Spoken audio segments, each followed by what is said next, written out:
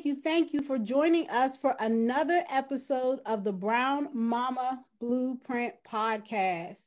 Y'all know we are always here for talking about the issues that are related to the Black mothering community. And we are simultaneously recording all of the stuff that we need, all the people we need, all the stories we need, all the resources, all of the folks out here who are doing the work for the Black maternal health database. You know, it is our goal to make sure that researchers, media, doctors, health practitioners, and moms have one central place that they can go to find all types of information about how Black mothers are living life, how Black mothers are experiencing our healthcare systems, how Black mothers are experiencing the world, by putting all of this information in one place. So thank you so much for joining us. Thank you so much for supporting this effort.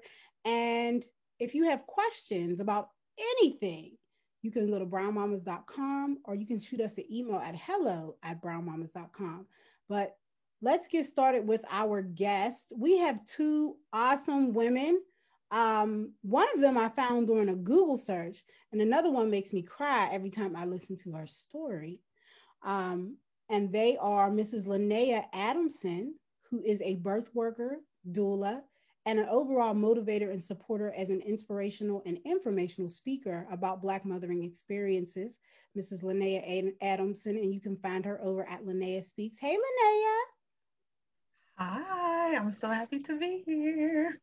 Thank you so much for coming and being with us and being a part of this conversation. And the other one that we have with us, the other lady, the other woman, the other master of her talent is Mrs. Shakita Lockley.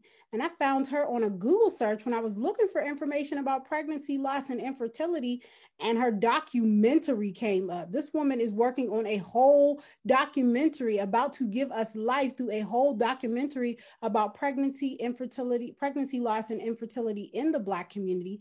Welcome with us today, Mrs. Shakita Lockley. Hey, Shakita, how you doing? Hello, it's Shaquita, and thank you so much for having me. Shout out to Google for sending you my way. Hey, Shaquita, we're gonna get this day right. We're gonna get it right today. So this is our space. Just to remind anybody who is listening in, this is a safe space for Black mothers. We want you to respect the information here. We want you to know that our lived experiences are our truth. And we want to let you know that you are hearing this from the horse's mouth. Everything that you are hearing here is coming from the Black mothering community, and it is our right to tell people how we feel, to tell people how we experience the world, and to inform others of how they need to experience us. So first thing we're going to do is hear from Mrs. Linnea Adamson. Linnea, tell us a little bit about your pregnancy and pregnancy loss and infertility story. So, my pregnancies were not planned. I'll just leave it at that. And so I've had 3 miscarriages. I like to say 2 miscarriages and a stillbirth. But technically, when I was preparing for our talk today, technically they were all miscarriages. But I carried my second child until 18 weeks and I had to push him out. And so for me, I don't care what the definition of a miscarriage is. If I had to push my baby out, that's a stillbirth because I had to birth. And so technically I've had 3 miscarriages. I think the first maybe 10 years ago, and then the last 2 within the last couple of years. So yeah, that's pretty much my story. Do you want any other details about Just what you really just what you feel comfortable sharing. I think it's important that we all recognize that not only is this is a safe space for all of us. So it's really just about what you feel comfortable sharing.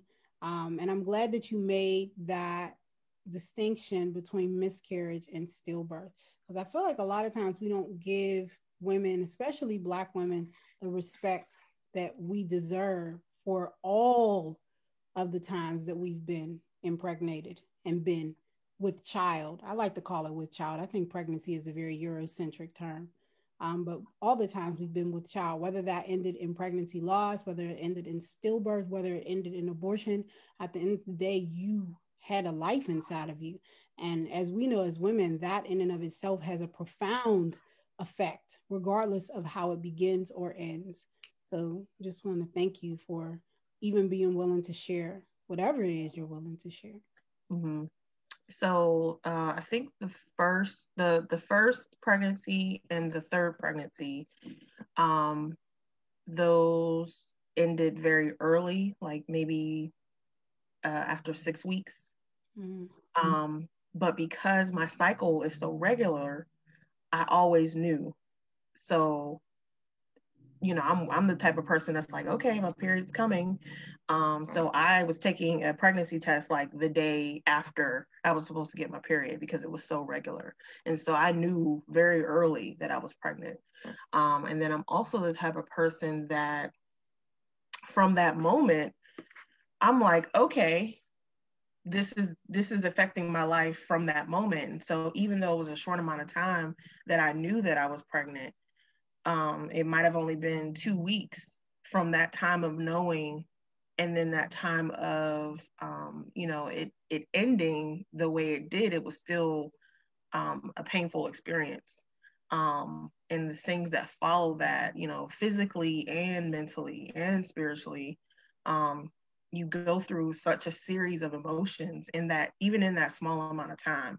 And I think some people say ignorantly, well, at least it happened early, or at least it happened, you know what I mean? At least you weren't 7 or 8 months or 9 months or something like that. But still, that doesn't lessen what you felt in that small amount of time. But for the second pregnancy, I was carrying for 18 weeks. And so that's kind of like in your fourth month, thinking about gender reveal. I was about to find out what I was having. And so for me, my water just broke. My membranes ruptured just on a Wednesday evening. And so for me, it just kind of came out of nowhere. And so to go through that and to realize that I had to make the decision of, my child's probably not going to make it without that fluid within me, was just a hard decision. So having to find out when he was out that it was a boy, that's a traumatic experience. And when I begin to tell my story, I find out that so many other women in the room have similar stories. But it's not until someone talks about it do we find out that all these other women have either experienced an early miscarriage or a similar experience where they've lost a pregnancy or cannot get pregnant. And so also ignorantly, some people say, well, at least you can get pregnant.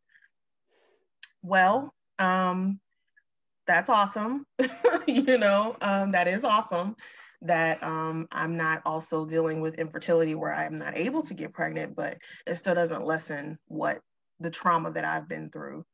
And it's not a comforting to know like, oh, at least I can get pregnant.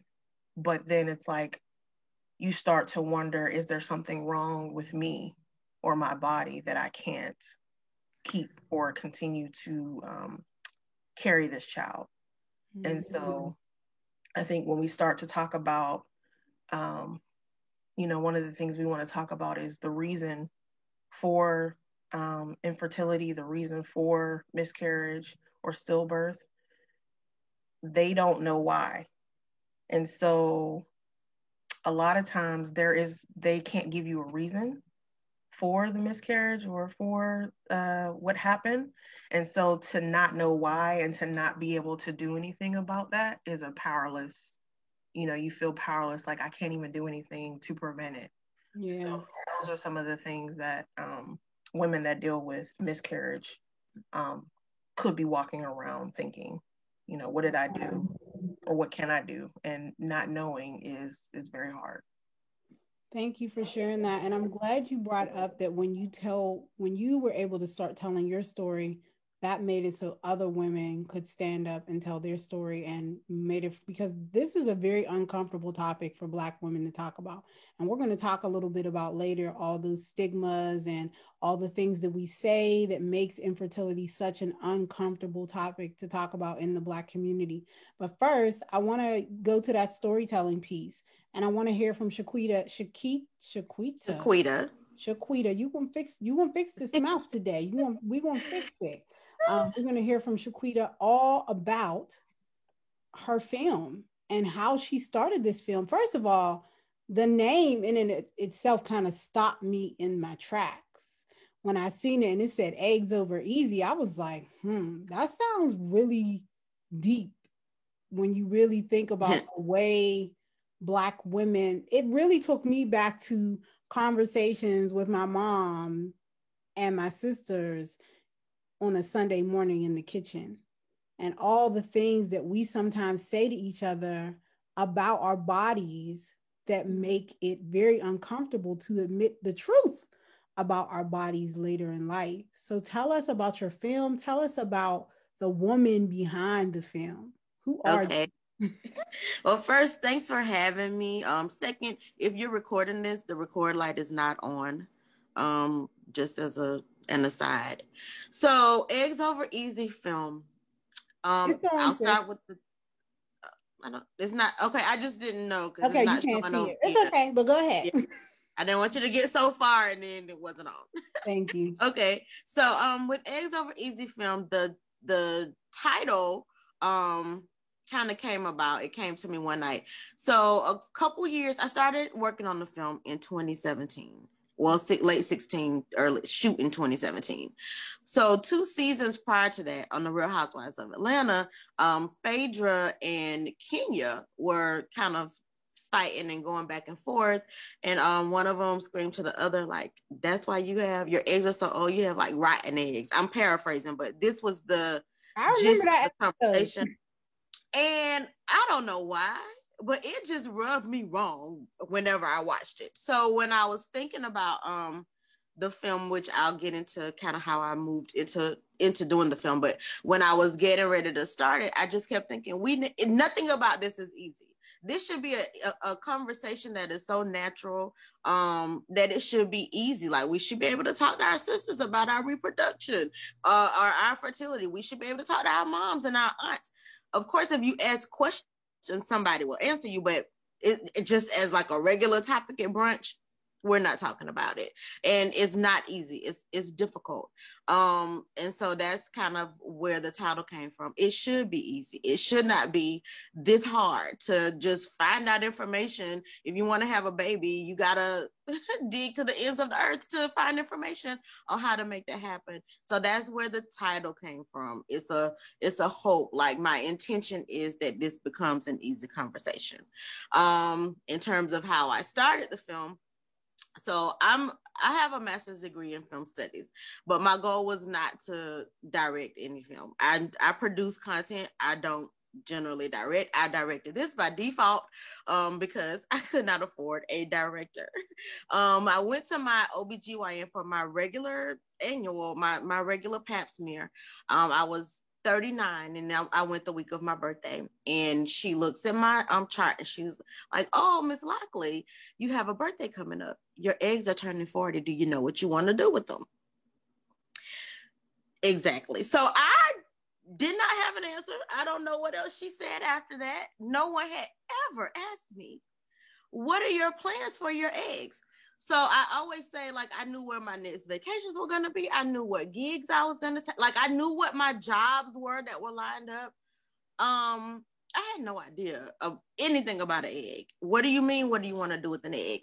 So once she said that and I kind of came back into my body, I started thinking. I graduated from Spelman undergrad, which is a women's school, a Black HBCU for Black women. Mm-hmm. And we were pre-COVID, we brunch every Sunday. We have conversations about everything, but we never talked about this. And so if my group of women friends, if we never talked about it, I would just be pretty sure that other women aren't talking about it. So I set out to do just a basic 10-minute short documentary. And I was going to talk about everything from like a survey of fertility, from women who don't want to have children and have a hard time tying their tubes because doctors refuse. If you're under 40 and haven't had kids, you're going to be hard pressed to get a doctor who will tie your tubes. So from that to women with fibroids, which I had fibroids at the time when I started working on the project and knew a lot about it because my mom and all of her sisters had hysterectomy or partial hysterectomies leading into like me and my cousins and sisters knowing about fibroids. So I knew that, I knew PCOS, but I wondered how many other people know it. I know it because women in my family who are close to me had surgeries, full hysterectomies because of it. So as soon as I started my research, it led to the number one demographic of women who have hysterectomies are Black women. Why is that? And so that took me down a rabbit hole of medical disparities. And why are they telling us, like, it's not when you go to the doctor, there is a reason that we are the largest percentage of women who have hysterectomies. What is the doctor suggesting for you? Are they suggesting something that is not as invasive, or are they suggesting to cut out your womb? That's how we got here. And so from there, I knew I wanted to include miscarriages because I'd had a lot of friends who had miscarried and just go back to work. And I never could understand, how do you just go back to work? We don't have a society that is a safe space for us. So you have to go back to work. You don't tell anybody. And they think you're like there to run on all cylinders. How are you running on all cylinders when, to Linnea's point, you are dealing with the trauma of such a loss? Like having to find out that the gender identity of your child as you are birthing, having a stillbirth, that is traumatizing. And then in 2 to 3 days, you're back at work. And nobody on your job knows. So when they're asking you questions that in the grand scheme of your life are meaningless, nobody understands your reactions. Nobody understands your silence. And so I wanted to just shine a light that ever since slavery, the expectation for Black women is to push out a baby, whether or not, it's a successful pregnancy, but you push the baby out and then you just go back to life and you keep on picking cotton. That's what one of the people I interviewed in the film said, and it kind of triggered me. Because that's, even from 400 years ago to now, that has not changed. Mm-hmm. So I won't belabor the time, but that was the catalyst. I started looking at my friends to say, well, just from my circle of friends, what have been fertility issues that I'm aware of that I don't think we're talking about in our culture? And that's where we are. It includes egg freezing. How do you pay for it? Who is the doctor? When you go into a fertility clinic and pick up a brochure, there's not a Black or brown person in there. The doctor 9 times out of 10 is not Black or brown. If anything, the receptionist may be Black or brown, but can these people even treat us? Because they didn't, we weren't even an afterthought in the brochure.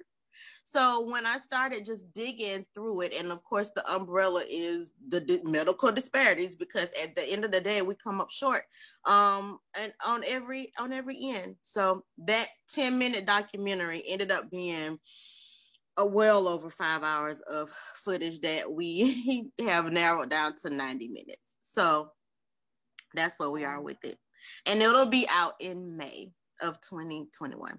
Well, we're going to have a viewing of that. Like, me and you will not be our last conversation, because I feel like Pittsburgh needs to hear that. We need to see that. Yeah. Experience that. And it's wild. So many issues that I never even related to fertility, but I'm kicking 40 in the ass right now, and I'm thinking to myself, what do I want to do with my eggs? What do you want to do with your eggs? It's a great question. and why didn't anyone ask me that when I was 20, so that I could have it in my mind that I needed to do something? So when I started looking at, first of all,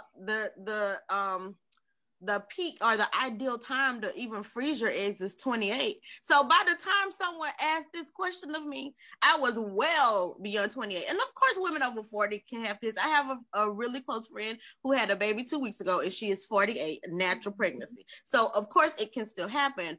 But I would have liked to know, when I was trying to figure out what internships to take, what jobs to take, what grad school to go to. I would have liked to have known that I should have also been planning for my fertility if that's something that I want to do. Because the 25 version of me and the 45 version of me are two different women. But I would have liked to have the option to know, okay, while you are traveling this whole beautiful world that God has given us, spending all your money, you might want to put some away because you're going to need a minimum of $10,000 for a possible egg freezing process, or take a job at a company that offers this in the insurance package, which now is a deciding factor. And for other races, like, they look at that. They look and say, I will work at Facebook instead of working at company XYZ because in my package it's going to offer egg freezing. Well, who knew that? And so that is why, for me, it's like we are sounding an alarm. If you are millennial or even Gen Z, you may not want this today, and that's perfectly fine. You may not want it ever. You may be child-free by choice. That is your choice. But one day you might wake up and say, oh, I wish I had known. So we at least want to just give people information so that you know, because nobody, I was, like I said, 40 when this conversation happened. Wow. Definitely that. And you brought up another point. This question wasn't on the list, but I feel like it's important that we talk about it, especially considering this is going to be in the Black Maternal Health Database. Paid maternal leave. Like, this is a conversation our society is having on large, but there are so many factors that are being left out of that. Because what about if a woman chooses to have an abortion? Should she? No leave. No leave. What about if a woman has a stillbirth? Should she get paid maternal leave? No. What about does she? Yes. Does she? No. Exactly. But because we're not at this point, we're not even giving paid maternal leave to the vast majority of women who actually birth babies, who are taking a baby home from the hospital with them. So I would like to talk about a little bit, Lynette. Let's get your perspective on this a little bit in terms of your experience having to go back into the world after a pregnancy loss. Honestly, to me, that was the hardest thing to do.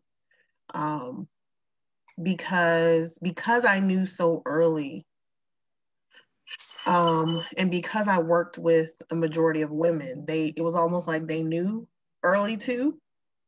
You know, you work around, or you are around a lot of other Black women, they know, like, what's going on? You know, you all right? You know, if they see you tired, they see you eating differently, like, you know what I mean, going to the bathroom a lot, like, Black women know, you know, something's up with other Black women. And so I did let people in my workplace know pretty, you know, in that second or third month, you know, because they would have noticed anyway. And so I had a lot of maternal women around me at work. And so when I would come in, how's my baby doing? You know, it was their baby too. Mm-hmm. So, and then for me, I work in maternal and child health. So even to this day, when I go into my office, I currently work at a breast milk bank. And so when there are newborn babies on the wall. You know, there are mothers and pregnant women, you know, that I'm working with. And so to walk back into the workplace and to have to deal with, you know, those questions and just being surrounded by pregnancy and motherhood, to me, that was one of the hardest things to do. But even if I was working at McDonald's, just to go back to, you know, a workplace still dealing with loss and trauma, and physically, you go through a lot of physical things as well, whether you had you chose abortion, whether you had a miscarriage, no matter what, you know, there's things that we don't talk about, like cramping and bleeding, and, you know, let alone the things that you're dealing with emotionally, but physically, you're not 100%. And so I like to say that I felt most pregnant while I was at work. Because when you think about it, like, when you're at home, you can sleep, you can relax. But when you're at work, you know, I was having to take ginger pills, I was drinking ginger tea while I was at work, ginger ale, you know what I mean? Going back and forth to the bathroom. So when I went back to work, it was almost like everything reminded me that I was no longer pregnant. Mm. And then on my lunchtime, I would go on Craigslist, and I would go on Amazon, and I would be, kind of like window shopping electronically for like what the baby clothes and the deals that I could get and the breast pumps and everything. And so, to have that no longer be there, it was like a loss on top of a loss. It was like trauma on top of trauma. And I remember going to a maternal health conference in another state, and they were showing like a little baby boy on the screen, and it was like coupled with that and PMS, I was done. Like I could not even. I had to leave the conference room, and then I tried to stop crying, and it just was like I can't even stop. And then to find out, it was then that my boss revealed to me that she had also experienced a miscarriage. And so that's why I say when you are open about it, other people will start talking about their experience as well. But the fact that we don't talk about it, like Shaquita said, like we don't talk about it. It's not something that we talk about at brunch, but it should be. Because, if I'm dealing with this, then I need to talk to someone about it. And then when I talk about it, other people reveal what they've been through. And so the stigma of when you talk about, it's just expected. I feel like Black women are seen as just baby makers. Yeah. Mm-hmm. So it's just like so easy. Like we just, snap and have a baby. Like it's so easy. So when it's not easy, it's kind of like there's shame attached to it. Like if I'm a Black woman and I can't have a baby, like there's shame attached when there shouldn't be.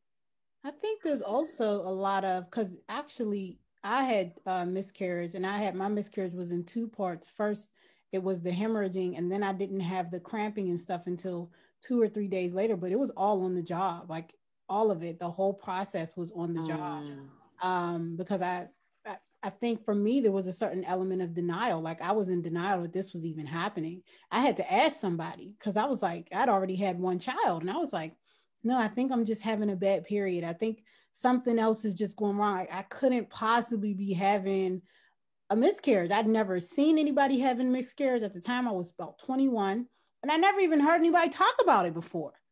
And I really thought it was something that only white women went through. I did not realize it was something that Black women went through, because there's almost this unwritten rule that Black women make babies easy. It's something we don't even. I remember all of my older women in my family talking about having babies and how it was quick. It was quick. It happened. It was never something that, women came home from the hospital and really talked about. It was just, it happened. Here's the baby. Now we're on to focusing on the baby. And I think that has something to do with the mentality of Black women and how we think about babies, family. It's like we're always, because we're used to being in this mode of always being rushed through life. Sometimes I just feel like we just snap on to the next thing, and we never take the time out to really understand what is happening in the moment. So it's deeper than that. It goes back to slavery, to the fertile myrtle trope. So back, when we were enslaved as a people, a woman who was of childbearing age cost more. Like you could sell her for more money. You would earn more money in selling her. So that created a hierarchy. And then they tried to kind of weed out women who could not bear children. They gave them the worst jobs. Well, all the jobs were bad, but they gave them the worst jobs. Like you're out in the field. And then the other piece of that with the fertile myrtle trope is that Black women would have to like stay on all the time. So you have your baby, you nurse your baby, but then you nurse the master's baby, because the mistress of the house couldn't like breastfeed her own children. And so from that, every visual, many like most of the visuals that you see of Black women in slavery, they are in some capacity nursing somebody's child. So they might be physically nursing them on the breast, they might be in the kitchen cooking for them, or they're in, of course, in the field. And so visually for 400 years, we've seen this fertile myrtle. And so even now, that's so ingrained in us that our assumption as a culture of Black folk, but also in a broader culture, Western culture, is that Black women are fertile. And that is based on a 400-year-old lie. Wow. Okay, there's a lot in there, but you know what I'm positive of? I'm positive that Shaquita is talking about this in her documentary. So yes. I'm going to let y'all wonder about Fertile Myrtle a little bit. And we're going to let y'all view that documentary as a means to getting more information on that. But that, because I take everything back to slavery. My thing is, there ain't nothing that's happening in Black people right now that either didn't start in slavery or was caused by slavery. And we are now feeling the effects of it now. So let's get into some of these questions. We went over just a little bit about what are the varying ways that mothers experience infertility. Shaquita, I'm gonna let you take that one because I feel like you kind of gave us a layout already, and I want you to go over that again. Okay. So there are a lot of things that can trigger infertility, that can trigger loss, that can trigger miscarriages. And then at the same time, there are no reasons because many times there are no reasons. But for the ones that, are documented, we're looking at fibroids. 80% of Black women will have fibroids by the age of 50. Let that settle in. And there's no cure for fibroids. So while everybody has been doing research on all of these other diseases or dysfunctions like erectile dysfunction, and they have pills to fix it, there's no pill to fix fibroids. The first option that many doctors give is the hysterectomy. Of course, there are less invasive ones, like I ended up with the open myomectomy just a few months ago, which is a C-section where they remove fibroids instead of a baby. It's the same surgery, which is very difficult, and it still requires 6 weeks off. So that's one. Then we have PCOS, polycystic ovary syndrome. We have endometriosis, which completely screws up the lining of your uterus. We have adenomyosis, which is what Gabrielle Union had, which caused her to have multiple miscarriages, multiple IVF cycles, and eventually make the choice to opt with a surrogate, a gestational carrier. So there are many, those are the top 4. But there are many reasons why a woman may be infertile, or a couple may be infertile. And I would also like to say this: many times when you go to the doctor as a woman, and you're there for infertility, and they check you, your body is not the issue. We're only 33% of the issue of infertility in a couple. The other 33% is the man, and then of course couples infertility, which is another 33%. And we often think if a woman can't have kids, that it's her. So she's there getting tested and getting prodded and poked, and all the unpleasantries that come with trying to figure out why you aren't able to have a baby. And 66% of that might not be you. It might be either couples where you're just not compatible, or the male infertility where he may not even have semen or sperm in his semen. So there are many things that can cause infertility. I think the biggest issue for us is just acknowledging if you've been actively having sex, unprotected sex for 6 months, and you're not pregnant, you need to see your doctor. And if your doctor says, oh, no, it's fine, it's not fine. Check with the reproductive endocrinologist because they need to start something else. The couple that we follow in the film was misdiagnosed. Another thing is doctors don't listen to us. So as she's telling her symptoms, they decided that she has PCOS, and they treat her for PCOS and tell her to just wait it out. So in 2 years of waiting and seeing a doctor the whole time, you find out that's not even what was wrong with her. and they've treated something wrong that caused like just an adverse reaction in her body. So if your doctor, and we did a panel at Spelman College where we brought in REs and gynecologists to talk to students who need to know, like someone I wish had talked to me. And one of the things that they consistently said is the 6 months. Don't forget the 6 months, because if it is over 6 months, there's a problem. And of course, if you're under 30, give it a year. They'll say, okay, it's kind of safe to give it a year. But then again, it's not, because nobody knows how your body is aging and what is happening with your body. So with this couple, it ends up being premature ovarian, like basically premenopause at the age of like 32. Mm-hmm. Who is expecting that as a diagnosis at 32? Nobody. And what could have happened had the doctor A, listened to what this woman was telling them, and B, not said, oh, just wait it out. Just wait a couple of years. We have one woman we follow. She and her husband waited 5 years, still seeing a doctor. Because the doctor said, oh, you're young. Well, she had fibroids. It ended up having 6 myomectomies, ended up eventually having a rainbow baby. But now she's deep into her 30s, where when she starts the process, she's in her mid-20s. That's the difference. Your body is different. So, there are tons of reasons, but I would say if there's any takeaway, just to keep that 6 months in mind. If you're not pregnant in 6 months, see a doctor. And if your doctor won't help you, find another one. Thank you for that. And I'm glad you brought up that male infertility, because listen. But for sure. Absolutely. Linnea, you want to chime in a bit? Yeah, I think that is very important, because I think we as women, we are geared towards blaming ourselves. Or other people are geared towards blaming, us as well.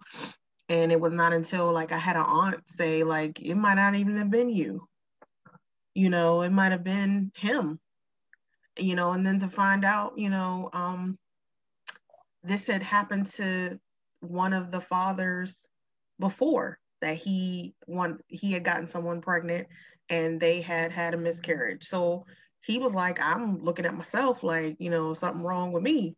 But, for a man, he's not going to go to the doctor and really be like, okay, a single man is not really doing that, going to the doctor and saying, hey, I've gotten these women pregnant and they've had miscarriages. They are not really doing their due diligence as we are. And so I think that's very important, to not blame yourself, because it might not be anything. It's a hard pill to swallow for them to say, we don't know why.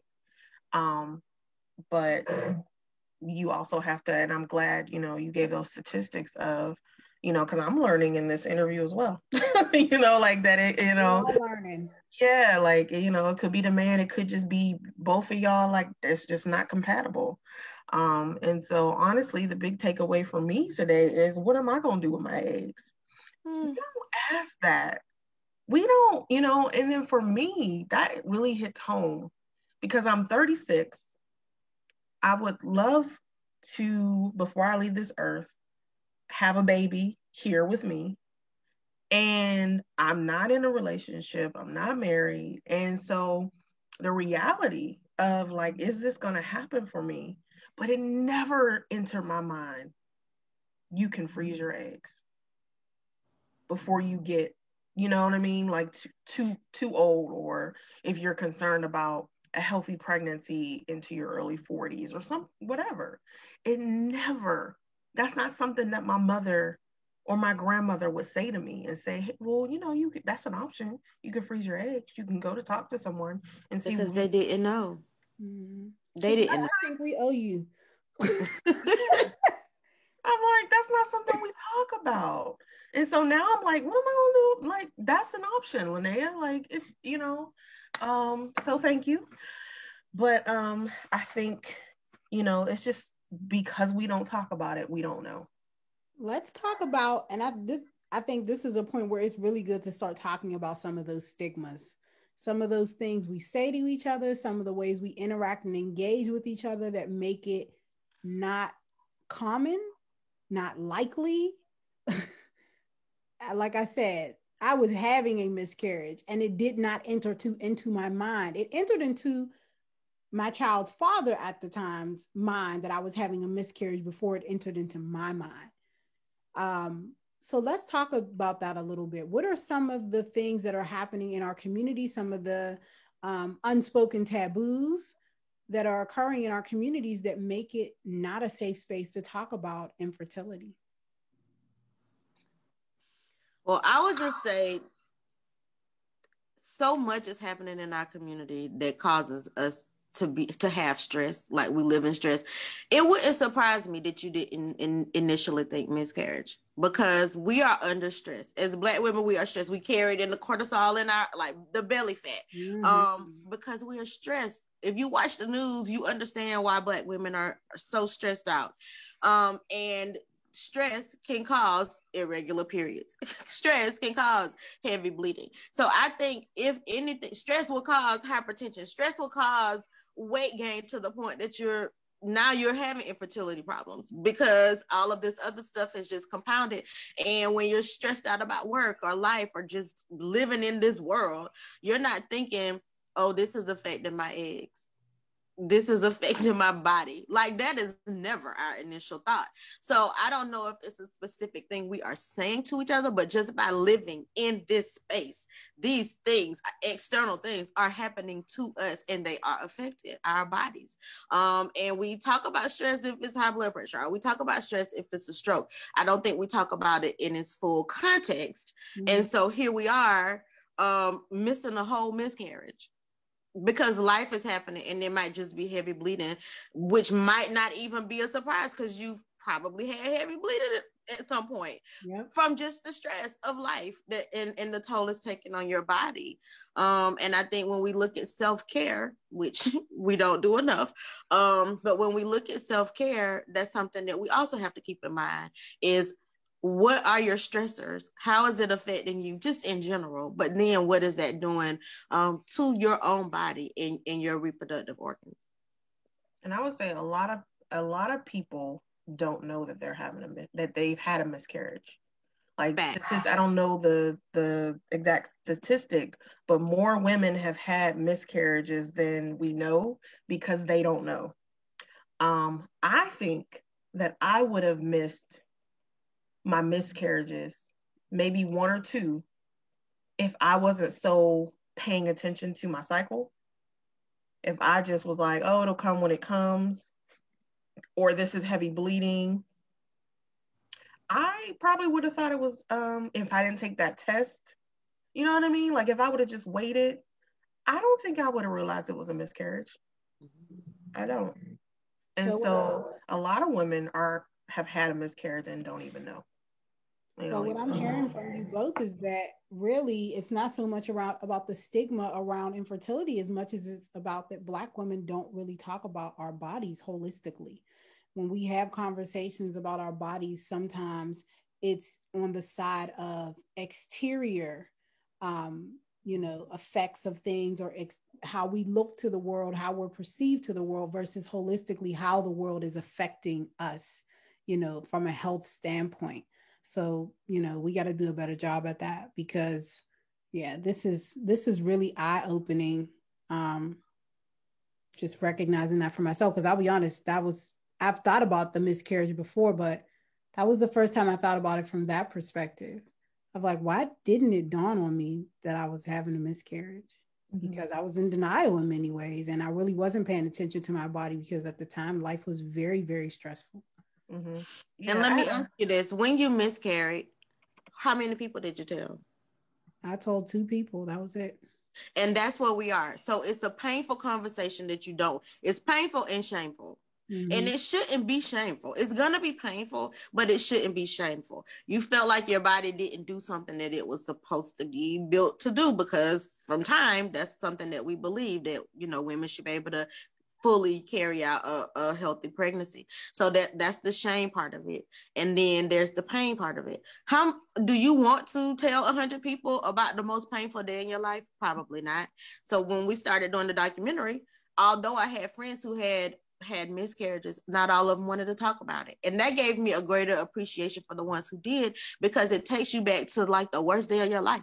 How many times do you want to tell that story? So I think in many ways, unless you're 20 years removed from your miscarriage, yes, there's the shame, but part of it is just the pain of it. So you only told 2 people, but you have more than 2 friends. So the other 20 of your friends are unaware that this happened. And they may have stories that they could share with you, but unless they're far removed from their situation, they're not going to want to talk about it either. And so here we are with just sitting in pain and shame, and we're not talking about it. Absolutely. Yeah, I agree.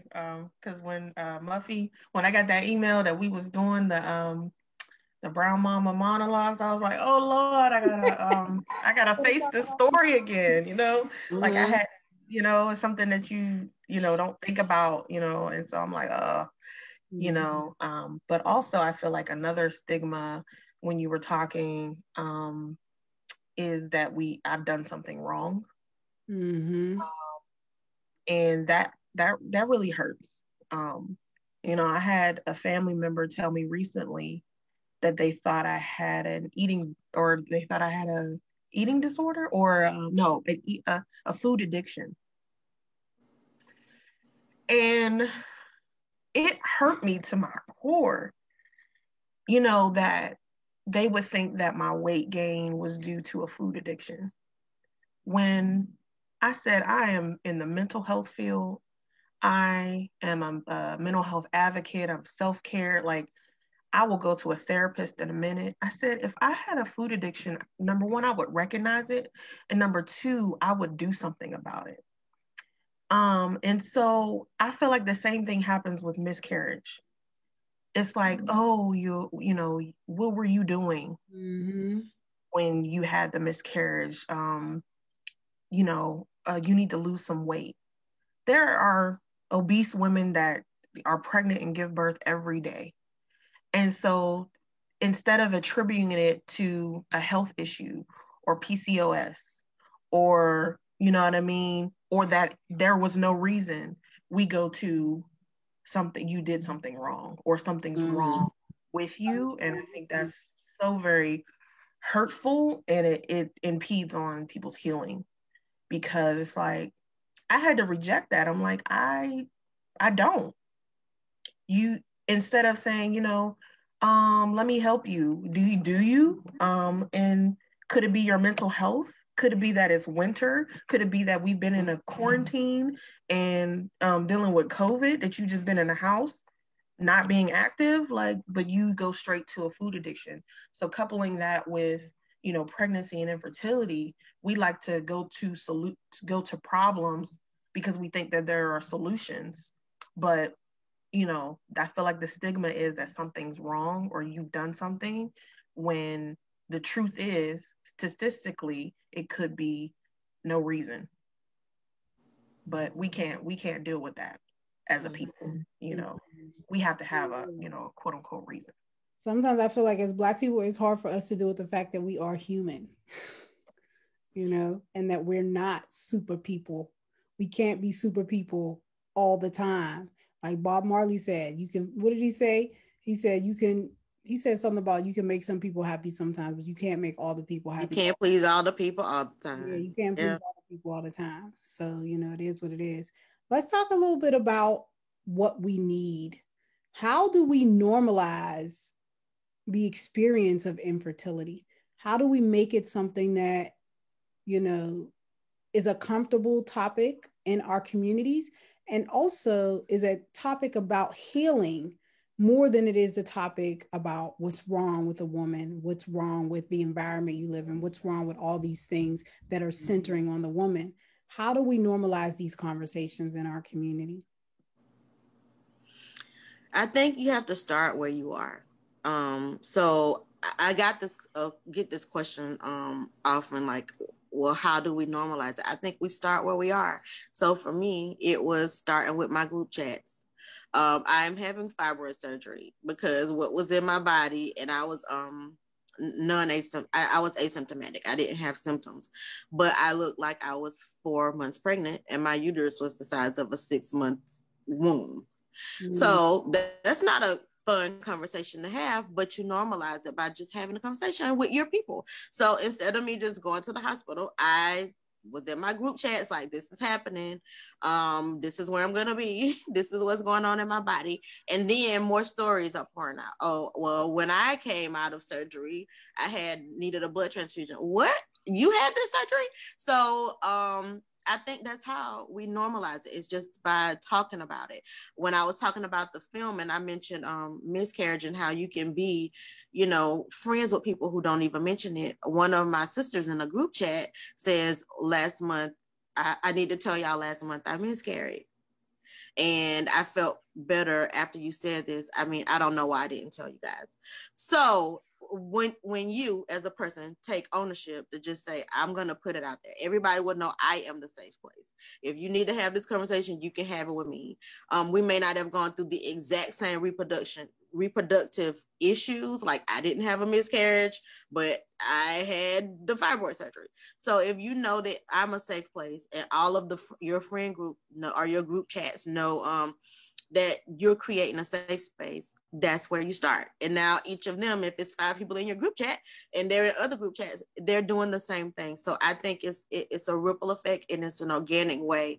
Now on a large scale, I guess when we look at pop culture, I do think more films should talk about it. More TV shows should talk about it. Shout out to Being Mary Jane. When Mara Barker killed and Being Mary Jane was still on the air, they did do a season where the main character, which was played by Gabrielle Union, underwent egg freezing. They did a whole season of that. That was the first time I'd ever seen this on television. And that was within the last 4 to 5 years. I think, well, it's probably been 5 years now. It was 2 years when I first started the film. So that is how we normalize it on a large scale, like Serena Williams saying, yeah, I almost died because the doctors wouldn't listen to me. Or Beyonce saying, yep, me too, same thing. Michelle Obama saying she was stressed and doing IVF by herself because Senator Obama at the time was away working. So she was giving herself shots.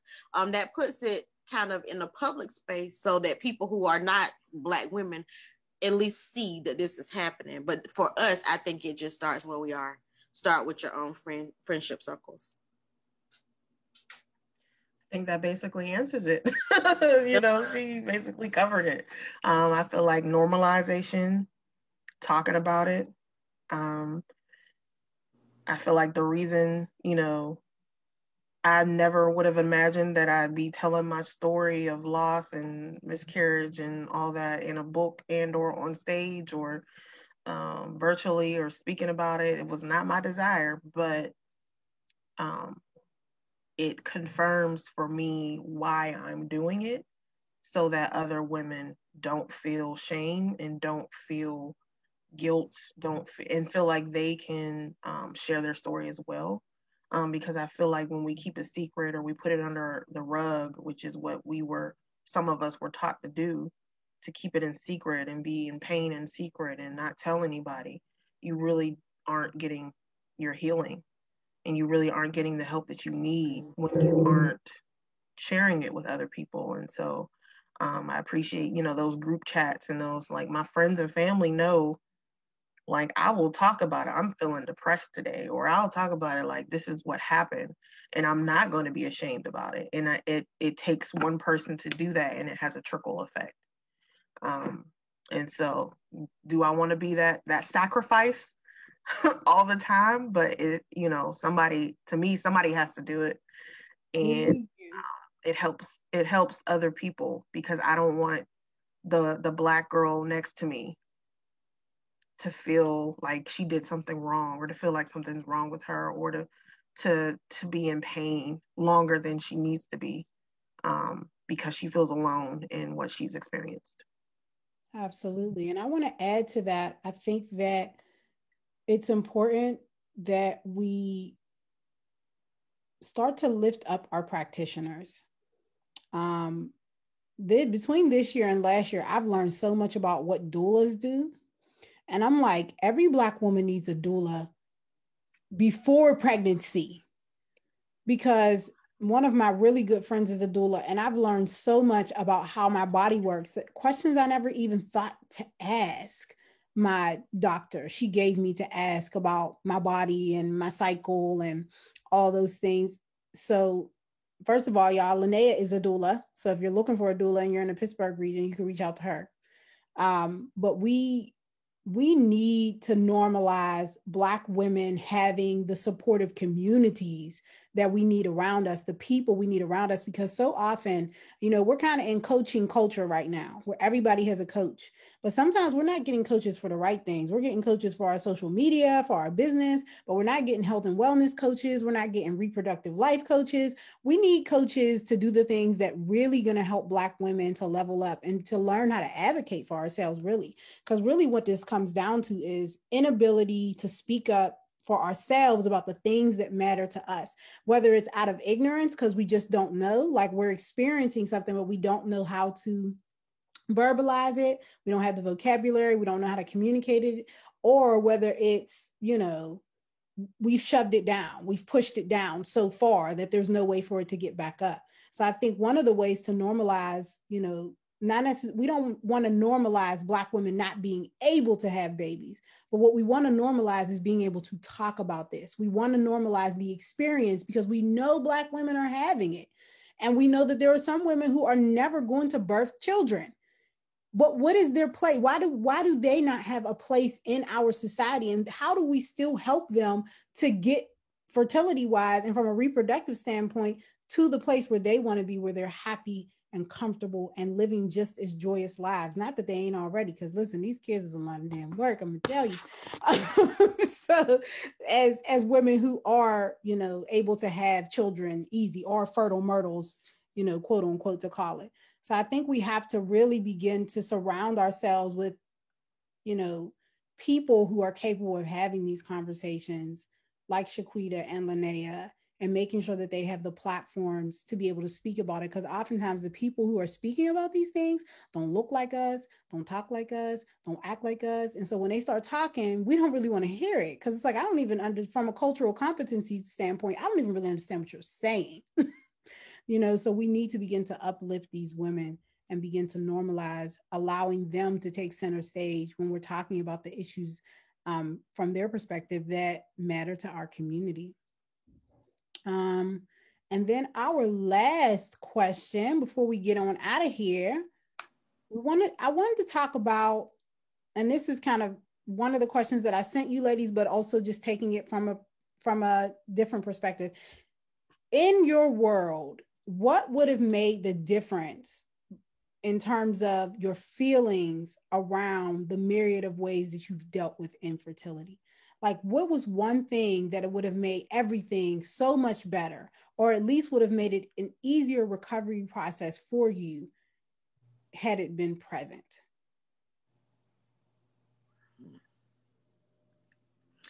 I think just information would have been helpful. Knowing that egg freezing is an option, knowing that there are places you can go. So I don't know a number on it, but I know in Atlanta there are many of the reproductive and like the fertility centers, the REs. They have programs where if you're in college or college age, you can do 2 donation cycles that you donate of eggs, and then the 3rd cycle is yours to keep. So if you are a college student and you don't have money, or a college age student and you don't have, you know, money, you don't have $14,000 to freeze your eggs, you don't work for a company that's going to pay for it, and you're okay with egg donation, which people have been doing sperm donation since forever, but if you're okay with egg donation, there's a way that you don't even have to pay to get your own eggs. So on that 3rd cycle, you get to keep your eggs, and they freeze them, store them until you're ready to use them, if you are ever ready to use them. And I don't think that they are really well. So my grad school was at a PW, like a white school, PWI, and I saw a flyer, but you know, that wasn't really for, it didn't occur to me. It was not for me. But my undergrad school was a Black school. Never saw a flyer, never saw anything about it. We didn't even like across the street at Morehouse, I never even knew they knew about sperm donation. So I think just information. If you know, you know. So if you want to freeze your eggs, figure out how to pay for it. Figure out what company you could work at. That would have been very helpful to me. Figure out if you can't afford it, and you are okay with donating eggs, do the 2 donations. The third one is yours to keep forever and ever. So that would have been helpful to me. Thank you. And to follow up with information, I think knowing the statistics and knowing how often women have miscarriages, and that I'm not, an alien, that I didn't do anything wrong, and that it's okay, and that I'm not alone, would have helped as I was going through the pregnancy losses. To not feel like, again, like I did something wrong, or to know that there were so many other women around me that had experienced the same thing, and that, I'm not the first and I won't be the last, and that it's something that you can get through and that you can talk to other people about. I think just knowing, how often this happens to women. I think it's like 1 in 4 women have a miscarriage. We don't talk about that. That's 25. Yeah. That's a lot of women. Sure. And so to know that, and to find comfort in knowing that other people have experienced it, and it's not as uncommon as we think it is, to know that would have been comforting, to get through it, or to have some peace of mind or healing. That would have helped. I agree. And I would just add to that, like, I don't know, this might even be a business idea for somebody. We need some mommy and me body classes, because I feel like if somebody in my family, it could have been my mother, it could have been my auntie, it could have been my grandma, it could have been anybody, would have just set me down and helped me understand how my body worked. Because I don't think I knew how my body worked until after I had children, because nobody ever told me. I never even knew to think about how does my reproductive system work. I remember having my first child and telling my mom, I just didn't want this baby to come out. She was like, you don't have a choice. The baby's going to come out. And I was like, but I don't want to, because I didn't know any better. Nobody had ever told me, well, this is your womb and it has these parts and these parts are meant for these parts. And when the baby comes out, I never knew any of that. So I think we just have to begin to really find safe spaces and places where we can help young women to understand exactly what's happening to their bodies from the time they are babies to the time they start going through puberty, pre-puberty. What is happening in a young woman's body? And how do we begin to do that so that then we can begin to normalize the same conversations with our sons, because they're going through the same thing, in terms of not understanding their bodies, not understanding what is happening when they are, being sexually active or too sexually active. So there's all these conversations that we need to have. And I think it needs to start younger, instead of grown women, just like me and Linnea, just finding out we could freeze our eggs. Like, what? Nobody told us about that. And I don't know about y'all, but I'm 39. I'm like, well, I got 1 more year to think about this. So we need to really begin to step up to the plate in terms of informing our young people about how their bodies work. And we can't expect other people to do it. We as Black folks have to take on that on our own, so that we can give correct information, so that we can give information in the way that everybody understands it and makes it better for our communities. So we about to wrap this up. I want to ask you ladies if you have anything you would like to end with, before we wrap this up. I think if I had one closing remark, it would just be to go back to the title of the film, Eggs Over Easy. This does not have to be a difficult discussion. It doesn't have to be this thing that makes your chest tighten up just to talk about it. It can be easy. And the more we talk about it, the easier it'll become. I agree. And that's basically the mission of why I do what I do, is to normalize these topics, because it's important. So y'all make sure y'all remember that y'all can view Shaquita's film coming up in May.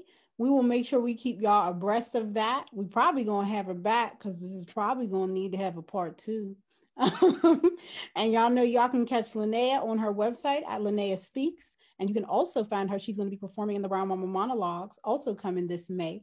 We may have to find a way to collaborate on that, so we can both get some shine.